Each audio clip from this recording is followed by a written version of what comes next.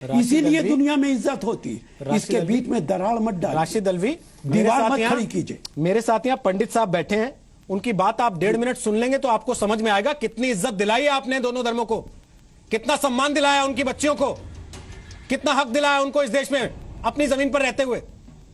बोले पंडित साहब। राशिद अलवी साहब, हम जब अपने लिए शरणार्थी का दर्जा मानते हैं तो लोग कहते हैं क्योंकि आपने भारत की सीमा पार नहीं की इसलिए आपको शरणार्थी नहीं कहा जा सकता।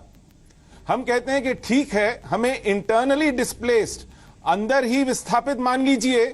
तो वो कहते हैं जब तक आपकी सरकार आपको इंटरनली डिस्प्लेस्ड पीपल नहीं बताती, यूनाइटेड नेशंस कुछ नहीं कर सकता।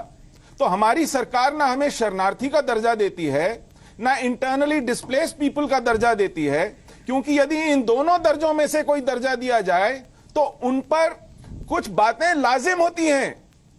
उन्हें फिर कुछ शराइत के तहत हमें वापस घर भेजने की मजबूरी है।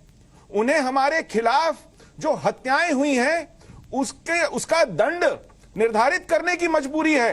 क्या आप जानते हैं कि कश्मीर में आज तक उन सैकड़ों हत्याओं, बलात्कारों का एक भी मुजरिम तय नहीं किया गया है। यासीन मलिक के खिलाफ 2 दर्जन से ज्यादा एफआईआर हैं। बिट्टा किराटे के खिलाफ 3 दर्जन से ज्यादा हत्याएं हैं। आज तक एक हत्या, एक बलात्कार, एक आगजनी की अपवाद के रूप में भी सजा तय नहीं हुई है। मुलजिम को आज तक दोषी करार नहीं दिया गया, मुकदमा नहीं चला गया है। आपको लगता है कि इस देश में कानून व्यवस्था है जिसका आप जिक्र कर रहे हैं? सब लोग जिस संविधान का राग अलाप रहे हैं, इन 5 लाख विस्थापितों की, इन सैकड़ों हत्याओं, बलात्कारों की आज तक तफ्तीश होकर सजा तय नहीं हुई है। इस पर किसी को शर्म आती है क्या? आप किस हिंदू मुस्लिम एकता की बात करते हैं? घाटी हिंदुओं से खाली करा ली गई है। आपको इस पर कभी शर्म आई है क्या? आपने किसी से सवाल पूछा है क्या? आपने इस बारे में कुछ किया है क्या?